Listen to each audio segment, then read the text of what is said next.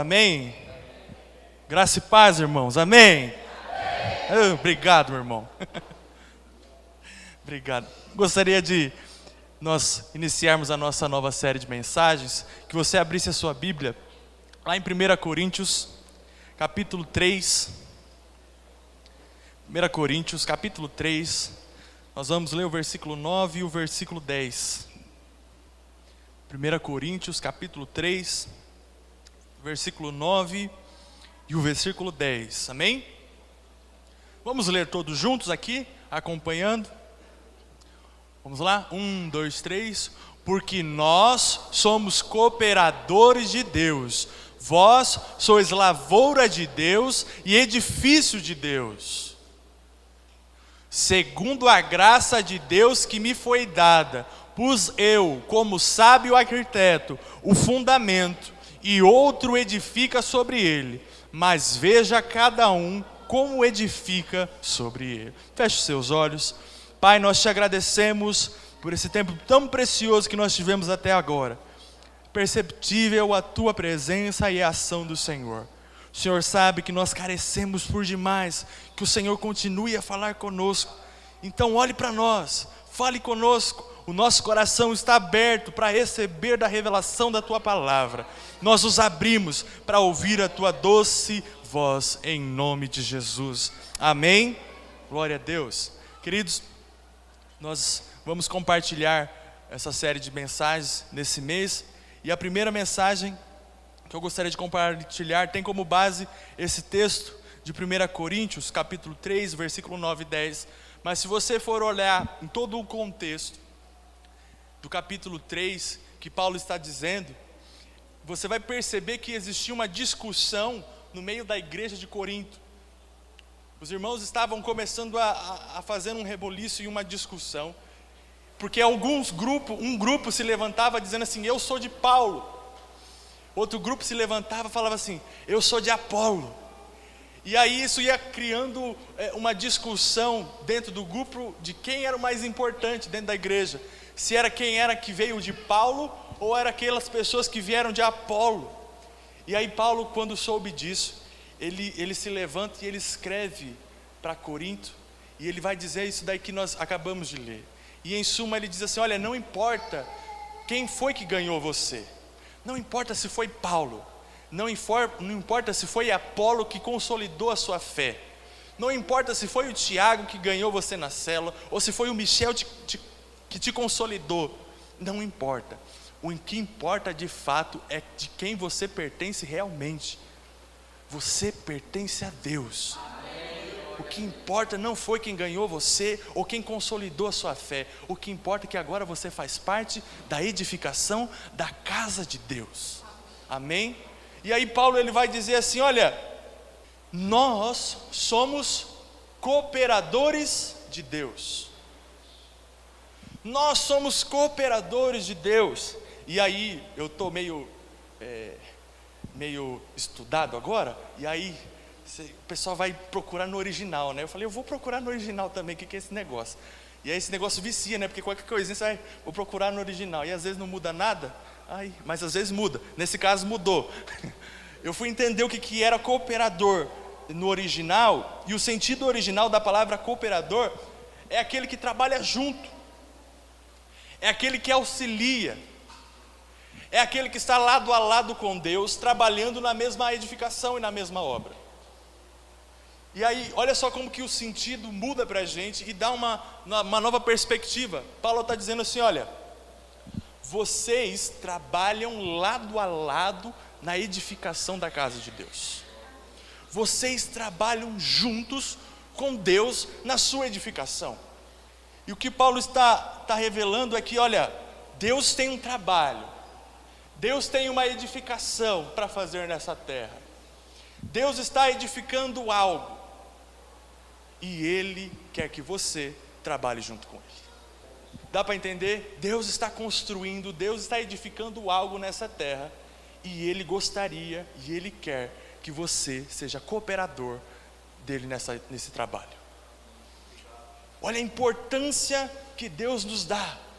Nós, cheios de limitações e de fraquezas, podemos participar da obra mais significante que existe no mundo, que é a edificação da casa de Deus. E aí, com base nisso, a gente conclui que eu faço parte dessa edificação. Você pode repetir isso comigo? Diga assim: eu faço parte da edificação. Eu trabalho, coopero com Deus nessa edificação. Querido, você faz parte da edificação da casa de Deus. Você é peça fundamental na edificação que Deus está fazendo dessa terra. E Ele conta com você para que essa obra seja completa. Ele conta com você para que isso aconteça. E eu estava analisando essa questão de trabalho, e aí eu fui num site e comecei a pesquisar, e eu achei as 3 melhores empresas para se trabalhar no mundo. A primeira empresa, a melhor empresa que esse site me mostrou para trabalhar no mundo é a Google. A segunda é a Microsoft. E a terceira é a Apple. As 3 empresas mais que todo mundo deseja alcançar em questão de trabalho: Google, Microsoft e Apple. Aí eu falei assim: bom, não sei falar inglês, eu acho que eu vou voltar um pouquinho, vou procurar no Brasil, porque aí já entra um pouquinho na minha realidade. Aí eu pesquisei as 3 melhores empresas para se trabalhar no Brasil. E aí você que está procurando emprego, eu quero indicar para você que você envie o seu currículo lá na Volvo. A Volvo está em primeiro lugar, o Banco do Brasil está em segundo lugar, e em terceiro lugar está a Caixa Econômica Federal. Caixa Econômica Federal. Depois você questiona lá no site da Forbes. Eu entrei lá, pesquisei lá, aí qualquer coisa você pergunta lá. São essas 3 empresas. E aí, segundo esse site, que fez o levantamento desses dados, essas empresas, elas só podem ser consideradas ou colocadas no ranking de top empresas para se trabalhar, se ela tiver essas características que os funcionários consideram. Se ela tiver salário competitivo, benefícios generosos, oportunidade para progressão na carreira e a reputação da empresa. Esse site ele cruza esses dados a respeito de salário, a respeito de progressão, a respeito de reputação de empresa, e ele qualifica quais são as melhores empresas. E é engraçado que geralmente nessas grandes empresas, quando você contrata alguém de alto escalão, normalmente o que acontece é o seguinte: a empresa chega nesse funcionário. Por exemplo, eu acabei de contratar o Tiago. Vem cá, Tiago. Imagine que eu sou o chefe da Volvo e eu contrato o Tiago. Falo: Tiago, você vai ser meu novo executivo de vendas. E aí, quando eu contrato o Tiago, junto com o contrato que eu dou para o Tiago, no pacote está incluído o quê? Carro de luxo, porque ele precisa se locomover, e ele representa uma grande empresa, então ele não pode ter um carro igual ao meu, ele tem que ter um carro muito bom, um carro de luxo, que, pensando bem, a gente pode trocar anualmente, porque você tem que usar o carro do ano, ok? Então eu contrato ele, coloco na mão dele carro de luxo. A segunda coisa que eu coloco na sua mão, que as irmãs vão amar, e a Ingrid vai fazer inveja para todo mundo: um cartão ilimitado. Oh, glória.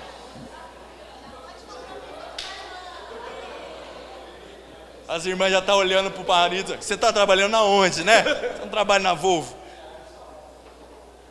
Fora o cartão ilimitado, sem limites para gastar, ele vai ganhar benefícios para ele usar em restaurantes.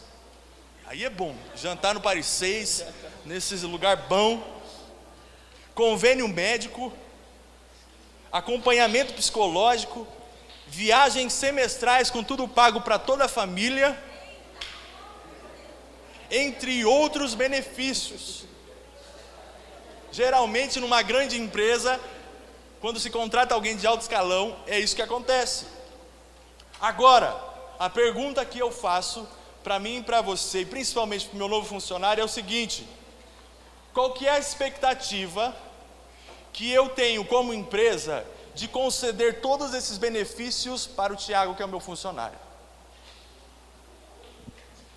A expectativa que eu tenho como empresa, quando eu contrato o Tiago, é que ele trabalhe dia e noite arduamente, que ele vista a camisa pela minha empresa, que ele utilize todos os bens e benefícios que eu estou colocando na mão dele para o crescimento e o avanço da empresa, ok? Porque imagine a lógica, se eu sou o dono da empresa e eu dou o carro do ano para o Tiago ir visitar os clientes, e eu descubro que ele está indo visitar os clientes de metrô, qual que é a vantagem? Eu, como dono de empresa, ofereço por Tiago cartão free para ele comprar em qualquer lugar, só que ele começa a acumular esse cartão e não gasta. Qual que é o investimento que eu vou ter para fazer na vida dele? Não vale a pena. Por quê? Ao invés dele utilizar os benefícios que eu estou oferecendo para ele, para o crescimento e o avanço da empresa, ele está guardando os benefícios. Então veja, todos os benefícios que são oferecidos para o Tiago, são oferecidos para que ele desfrute e ele faça com que a empresa que eu tenho cresça. Agora pensa comigo, se essa empresa que é a Volvo, vamos colocar aqui, ela está investindo nos seus funcionários, ela está investindo no avanço e no crescimento da sua empresa, e ela consegue oferecer todos esses benefícios para os seus funcionários, por uma coisa que pode ser vendida, que um outro grupo de empresa pode vir e comprar, que ela pode simplesmente falir, que ela pode simplesmente acabar, que a Volvo pode acabar um dia. Imagine se essa empresa, que pensa nessas coisas naturais e terrenas, passageiras, oferece todos esses benefícios para o Tiago. Por que você pensa que edificar a casa de Deus não te traz benefícios? Imagine só edificar algo que é eterno. Imagine só você trabalhar, cooperar com Deus, que Ele é simplesmente o dono do mundo. Você acha que o carro do ano é suficiente? Se Deus é o dono do mundo, você acha que Ele não vai te dar todas as coisas? Porque é muito engraçado que eu estava conversando com a Bianca, e a gente percebe que o ser humano, não importa se ele é crente há 30 anos ou há um ano, faz parte da natureza do ser humano. Ele tem a tendência de ser negativo o tempo inteiro. Por exemplo, se eu te dou um diagnóstico de morte, de doença, primeira coisa que você vai pensar, eu vou morrer. Você nunca vai pensar na possibilidade de cura ou que vai superar esse fato. Você vai pensar na possibilidade do quê? Eu vou morrer, porque a nossa natureza caída está tendenciada à morte, a tudo aquilo que é negativo. E aí eu entendi com Deus que eu preciso parar de olhar para a minha vida de uma maneira negativa e começar a enxergar as dádivas que Deus já tem liberado sobre a minha vida. Deus tem liberado dádivas sobre a sua vida que você não percebeu ainda. Deus tem dado para você benefícios que para você são coisas tão simples, mas são essenciais para a sua vida. Deus não tem deixado faltar absolutamente nada na sua casa, ok?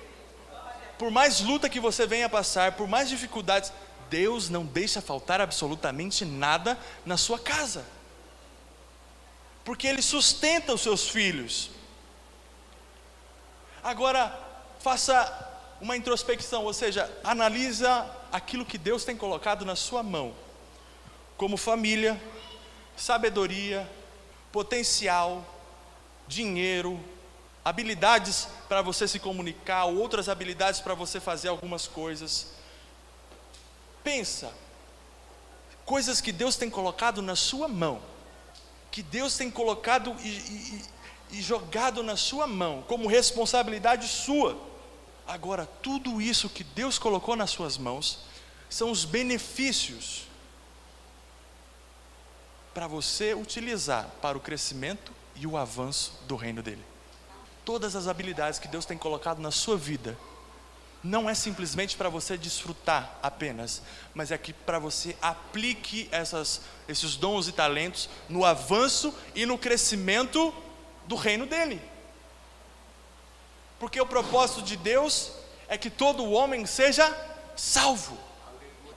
Agora, você pode se perguntar assim: olha, Jô, se edificar a obra de Deus, de Cristo, é algo tão prazeroso assim, tem tantos benefícios, existem tantas dádivas incontáveis que eu posso usufruir de participar da obra de Deus, será que existe alguém que rejeita ou deixa de lado a edificação e cooperar junto com Deus?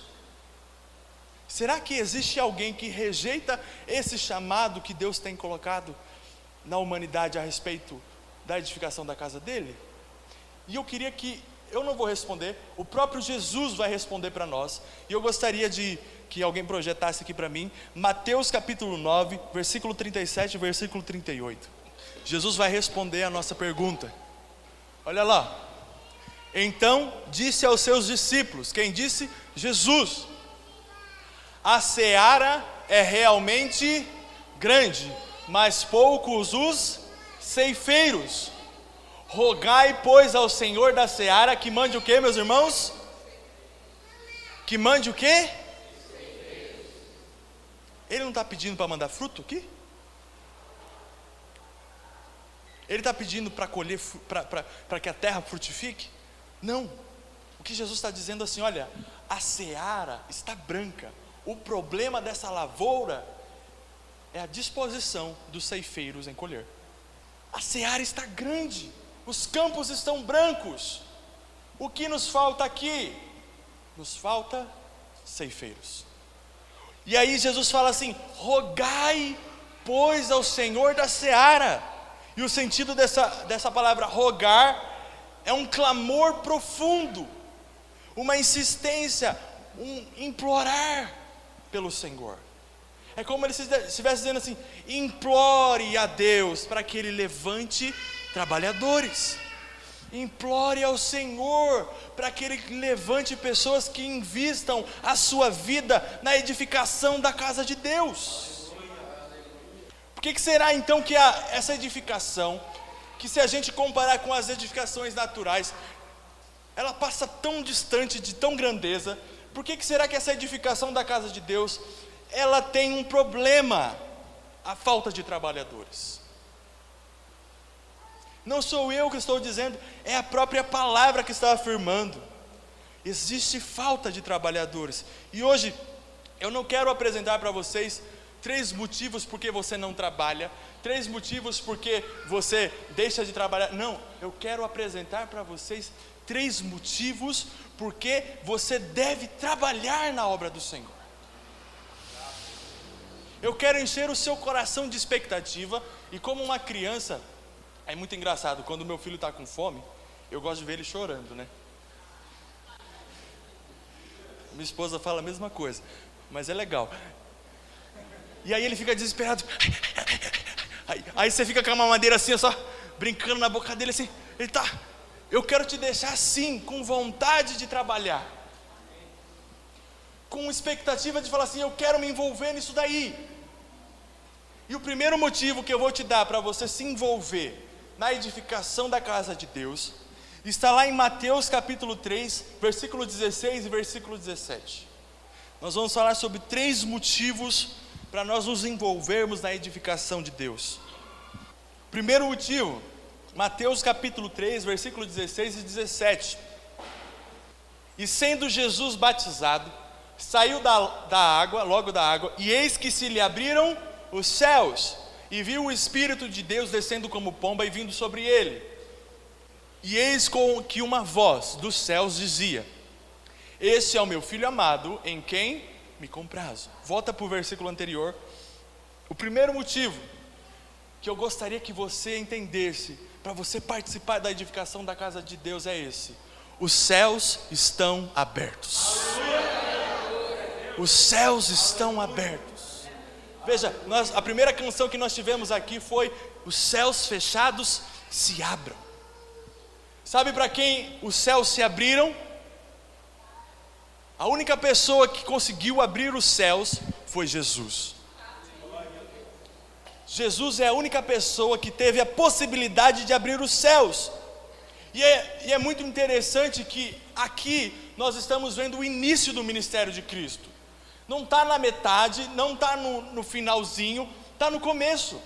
Aqui nós não encontramos nenhum milagre. Aqui nós não encontramos nenhum discípulo. Aqui nós não encontramos nenhum seguidor, nenhuma perseguição. Jesus não fez nada. Porque os céus não vão se abrir com base naquilo que você faz. Os céus estão abertos com base naquilo que Ele é. Os céus estão abertos para os filhos de Deus. Primeiro motivo, você precisa entender que os céus estão abertos. Quando Jesus responde ao chamado de Deus e diz: Deus, eu vou, os céus se abrem. E Deus libera uma palavra: eu tenho prazer em você. Mas Jesus não tinha feito nada para Deus ter prazer nele. Mas Deus olhou para ele e disse: eu tenho prazer em você, eu me alegro em você. Jesus não fez nada para merecer aquilo. Só que Deus estava olhando e falando assim: eu te amo, eu tenho prazer em você, eu vou investir em você, eu escolhi você, você vai dar fruto, você vai avançar, você vai crescer, os céus estão abertos sobre você. Sabe por que os céus estão abertos sobre a sua vida? Porque você está em Cristo. Você está inserido em Cristo. Ou seja, tudo que vale para Cristo vale para mim. Tudo que vale para Cristo vale para mim. Repita comigo: tudo que vale para Cristo vale para mim. Tudo que vale para Cristo vale para mim. Todos os benefícios que Cristo recebeu são liberados para você. Aleluia. E céus abertos, sabe do que fala? Céus abertos fala de favor liberado. Deus abrindo os céus é como se Ele está dizendo assim: eu estou liberando sobre você tudo o que você precisa. É dinheiro? Está liberado. São pessoas? Estão liberadas. É equipe que você precisa? Está liberado. Recurso que você precisa? Está liberado. É saúde que você precisa? Está liberado. Está liberado porque os céus estão abertos. Não existe alegria maior que você possa ter na sua vida em ter a certeza: o favor de Deus está sobre mim, os céus estão abertos sobre mim, tudo que eu for fazer vai ter a bênção de Deus sobre a minha vida. Só que a gente tem um grande dilema aqui. Por quê? Porque o diabo vai trabalhar para gerar dúvidas acerca da afirmação que Deus liberou. Ele vai tentar mostrar os seus defeitos, ele vai tentar mostrar as suas falhas, os seus problemas, as suas dificuldades. E o maior erro que você pode fazer é dar ouvidos à voz do diabo. Mas eu sou falho. Ele tem razão, eu sou falho mesmo. Mas eu sou pecador. Eu sou pecador mesmo. Você não vai conseguir. Eu não vou conseguir mesmo. Se você der ouvidos à voz do diabo, você não consegue andar 1 centímetro. Não importa o que o diabo diz a seu respeito, o que importa é o que ele diz a seu respeito. Você é filho amado, os céus estão abertos sobre você. Vai, avança, cresça, prospere. Deus está sobre você. A gente tenta basear o amor de Deus com base naquilo que nós podemos fazer. A gente tenta se relacionar com Deus com base naquilo que nós frutificamos, com aquilo que nós possuímos. Isso só vai te tornar uma pessoa cansada. Preste atenção, existe um fato. O fato é: você é pecador. A edificação da obra de Deus é algo muito grande. Os celeiros são enormes. Você não tem habilidade suficiente. Isso é um fato. Você não tem habilidades suficientes. Você não sabe falar. Você não sabe menos entender a Bíblia direito. Isso é um fato. É um fato que está inserido dentro de você.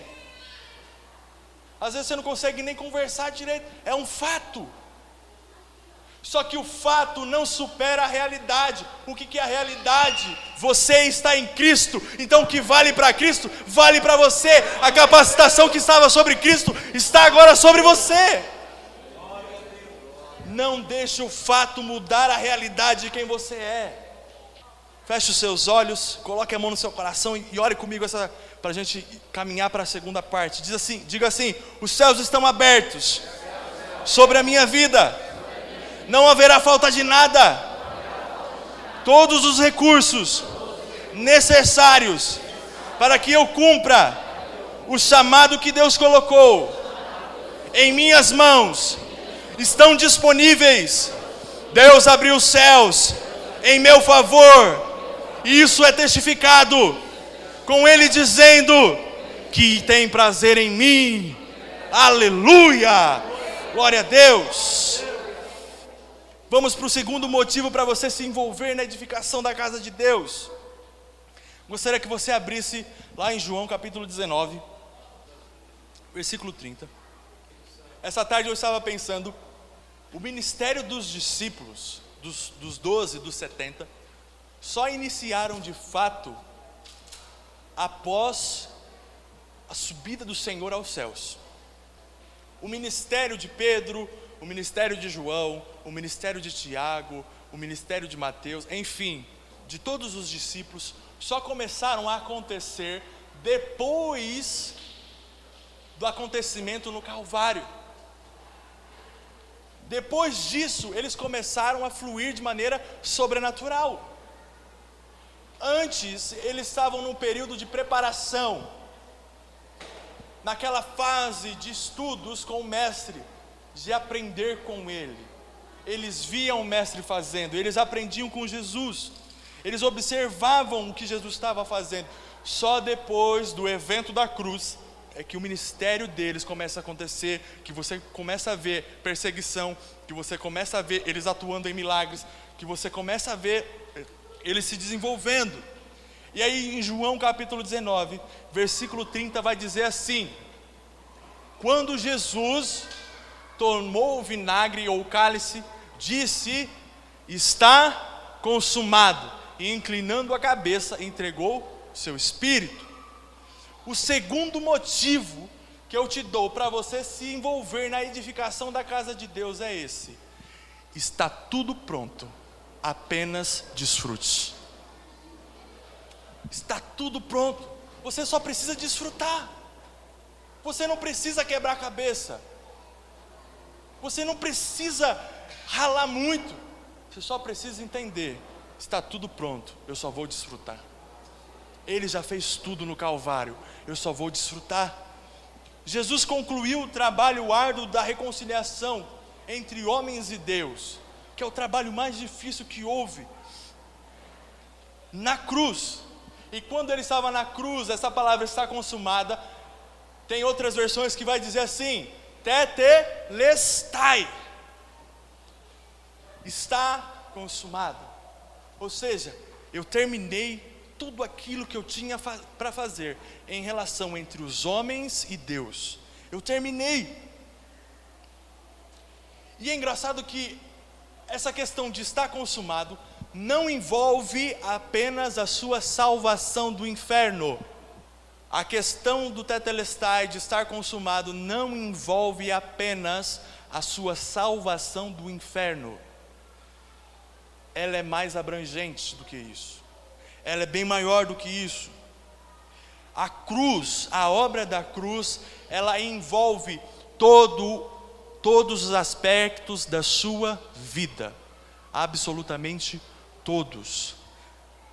Seja ele emocional, seja ele financeiro, seja ele de trabalho, enfim, a cruz envolve todos os aspectos da sua vida. Lá em 1 Pedro, capítulo 2, versículo 24, o apóstolo vai dizer assim: Ele mesmo levou em seu corpo os nossos pecados sobre o madeiro, a fim de que morrêssemos para o pecado e vivêssemos para a justiça.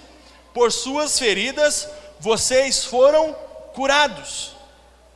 O que o apóstolo está ensinando para a gente aqui? Ele está ensinando que na cruz nós nos tornamos justos para a salvação eterna. E aí ele coloca uma vírgula, mas também para desfrutarmos de uma vida sem o domínio das doenças e enfermidades.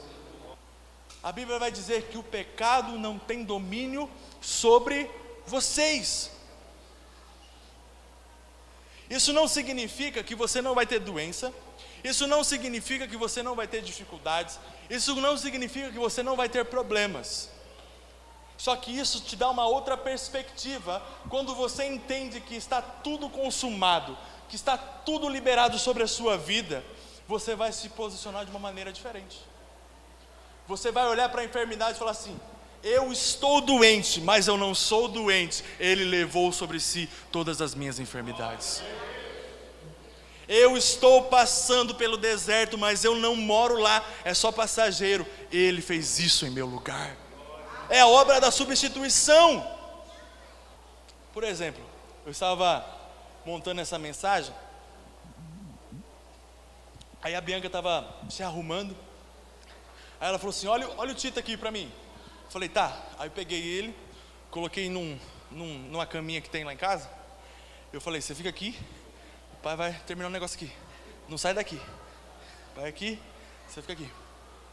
E aí eu comecei a pensar a respeito disso, e aí eu comecei a lembrar: olha, o quanto que a gente investiu no quarto dele, e tinha que ser tudo do Toy Story. E corre atrás de berço, e corre atrás de armário, e corre atrás de roupa, e é fralda para lá e para cá, e é leite a cada 15 dias, e fala: Jesus! Aí você olha para aquela criaturinha e você fala assim: cara, eu tenho que investir tanto. Ele não tem nem noção do trabalho que eu estou fazendo, ele não está nem aí. A única coisa que ele quer, quando eu chorar, que vocês me deem leite. É isso. Está tudo pronto. O que ele precisa apenas? Desfrutar. A preocupação em dar alimentação, em dar condições, em dar dinheiro, em dar qualidade de vida, em dar saúde, está em quem? Em mim, que sou o pai. O que o filho faz? Desfruta de tudo que o pai oferece. Irmão, quando você entende que está tudo consumado, você não fica correndo atrás das coisas, você só desfruta daquilo que foi liberado no Calvário. Você só precisa desfrutar. Por que você fica se preocupando? Será que vai gente na célula? Será que a minha empresa vai crescer? Será que se eu falar as coisas vão acontecer? Irmão, descansa. O seu trabalho é descansar, que Deus vai trabalhando em seu favor. Se envolva na obra de Deus a partir da obra do Calvário, e veja que tudo está liberado em seu favor. Você apenas precisa desfrutar daquilo que foi feito. Desfruta.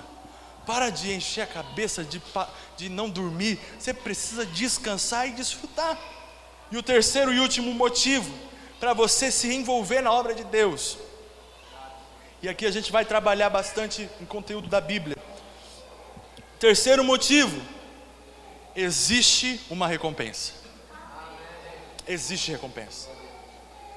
Você sabe, a nossa mentalidade é de que nós devemos fazer a obra de Deus por amor.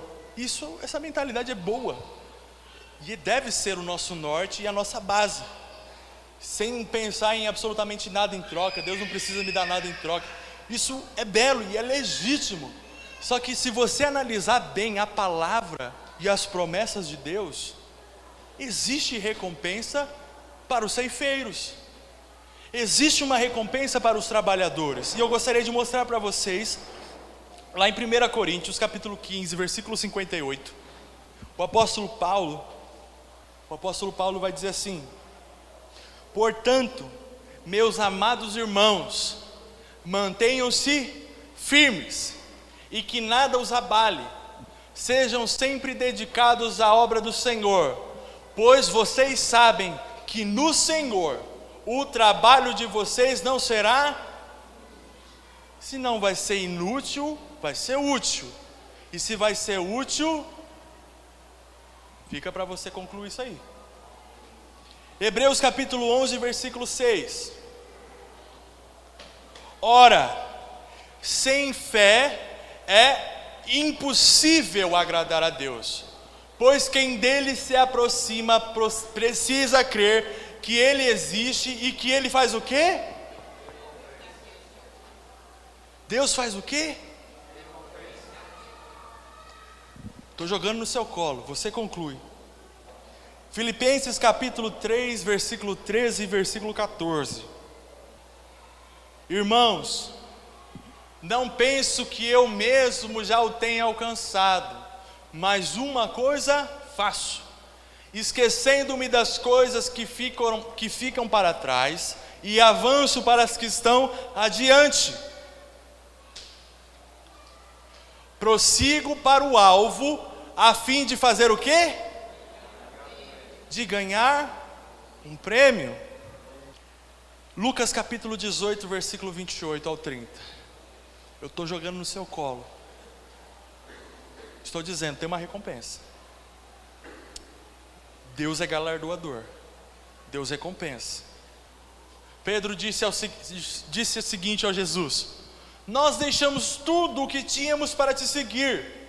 E aí Jesus responde: não é nenhum apóstolo, é Jesus, tá ok? O dono da seara. Digo-lhes a verdade: ninguém que tenha deixado casa, mulher, irmãos, pai ou filhos por causa do reino de Deus, deixará de receber, aonde? Na presente era, muitas vezes mais. Oi? Estou jogando no seu colo, aí você conclui. E na era futura a vida eterna. Irmão, tem uma recompensa para você receber quando você se envolve na edificação da casa de Deus. Deus é justo. Deus é um pai justo. Deus vai recompensar cada um dos seus filhos e filhas que decidem se envolver na sua obra. Você pode pensar, João, mas eu acho que vai ser só na eternidade. Ok, mas a gente acabou de ver, existe uma recompensa para esse tempo, agora, onde nós estamos vivendo. E a Bíblia vai apontar outros textos, e aí o pessoal do louvor já pode subir. A Bíblia vai apontar outros textos, que Deus jamais te desampara, jamais deixa faltar, que Deus sempre vai te sustentar, que Deus é quem te prospera. Por que você tem medo de faltar alguma recompensa? Deus te ama e Ele vai te recompensar.